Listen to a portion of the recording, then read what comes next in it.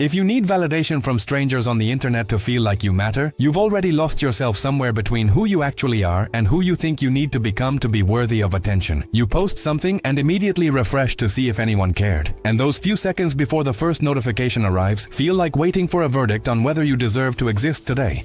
Every photo gets filtered and edited and rewritten 3 times because you're not sharing your life anymore. You're performing an audition for an audience that will forget you exist the moment they scroll past. You know it's pathetic, you know it's shallow. You know you're better than this, but you can't stop checking because somewhere along the way, the distance between your sense of self and the number beside that heart icon disappeared completely. You rehearse casual moments to make them look effortless. You only share the wins and hide everything real. You watch your friends' perfect lives and feel like you're failing at being human. You compare your beginning to everyone else's highlight reel and wonder why you can't just be happy with what you have. The worst part isn't even the addiction to likes, it's how you've started living your actual life through the lens of whether it's worth posting, whether people will care, whether it makes you look successful or interesting, or like you have it all figured out. You've trained yourself to feel nothing about your own experiences until other people validate that those experiences matter. A beautiful moment happens and your first instinct isn't to be present. It's to capture it and package it and distribute it for consumption and approval. When the likes don't come, you spiral into wondering what you did wrong, analyzing the timing and the caption and the angle like you're trying to crack some algorithm of human worth. When they do come, the relief lasts maybe 15 minutes before you're already anxious about the next post, the next performance, the next desperate bid for proof that you're not invisible. You've become a content creator for an audience that doesn't actually know you, doesn't care about your real struggles, and would replace you with the next dopamine hit without a second thought. You know this, you've always known this, but admitting it means facing the terrifying question underneath. If you stop performing, if you stop seeking approval, if you delete it all and sit with yourself in silence, who even are you without the audience? Here's what happened that nobody wants to talk about because it implicates everyone who raised you, taught you, and shaped you. You learned early that your value was conditional on other people, is reactions to you, that love and attention came with scorecards, that you had to earn your right to take up space by being impressive or useful or entertaining enough to deserve it. Your parents praised you when you achieved and went silent when you just existed, so you learned that existing wasn't enough. Teachers rewarded performance and ignored the quiet kids, so you learned to be loud or be forgotten. Friends gave attention to whoever had the best stories or the most drama, so you learned that peace was boring and problems were currency. Social media didn't create this need for validation, it just weaponized something that was already broken inside you and gave it a measurement system so precise that you can now quantify exactly how much you failed to matter today, based on how many people double-tapped your desperate plea to be seen. The brutal truth that destroys the entire foundation of how you've been living. You cannot build a stable sense of self on the constantly shifting opinions of people who do not know you don't love you and are only paying attention until something more interesting appears on their feed. You're asking strangers to give you what you never learned to give yourself, which is unconditional acceptance of your existence without needing to prove or perform or perfect anything. Every like is a temporary hit of external validation that your brain mistakes for genuine self-worth, but it metabolizes in minutes and leaves you emptier than before because deep down, you know it doesn't count. It doesn't reach the wound. It doesn't heal the original injury of learning that you only mattered when you were impressive. You're not addicted to social media. You're addicted to the brief relief from the constant anxiety that maybe you're not enough. And that addiction is killing the person you could have been if you'd ever learned that your value isn't up for debate or dependent on consensus or determined by how many people noticed you today. You can stop this, but it requires something more painful than any withdrawal you've ever faced.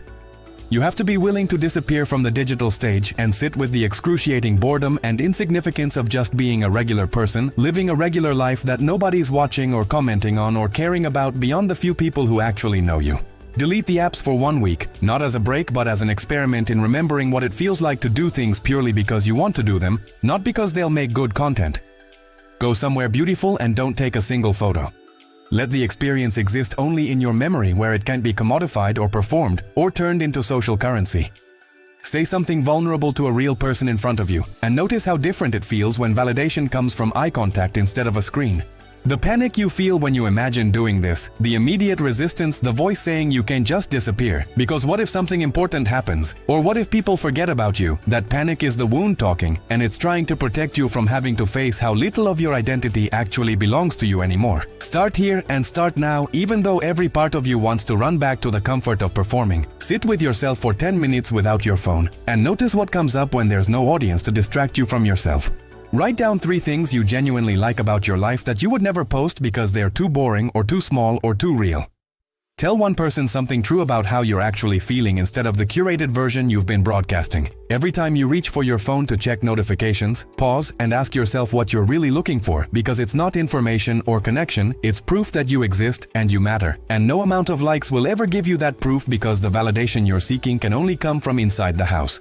This isn't about becoming a monk or rejecting technology or pretending social media is evil. It's about recognizing that you've outsourced your self-worth to a system designed to keep you hungry and insecure and coming back for more, and the only way out is to take back ownership of deciding whether you're enough. The path forward is unglamorous and invisible and completely unpostable. Learning to validate your own experiences without needing witnesses, building relationships that exist in 3 dimensions instead of through screens. Creating things for the joy of creation rather than the metrics of engagement, and slowly deprogramming years of conditioning that taught you to measure your worth by other people's reactions. You're going to feel invisible at first because you've trained your brain to only register existence through social proof, and existing without an audience feels like not existing at all when you've forgotten how to be your own witness. Some days you'll break and check your accounts and feel that familiar rush of seeing notifications, and you'll realize how empty that rush is.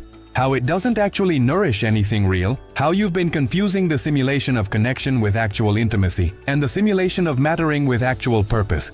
This is the work that nobody glamorizes because it doesn't make for good content. It doesn't come with before and after photos. It doesn't create shareable moments or viral revelations. It just quietly rebuilds your relationship with yourself away from the performance until you remember what it feels like to be enough without anybody watching.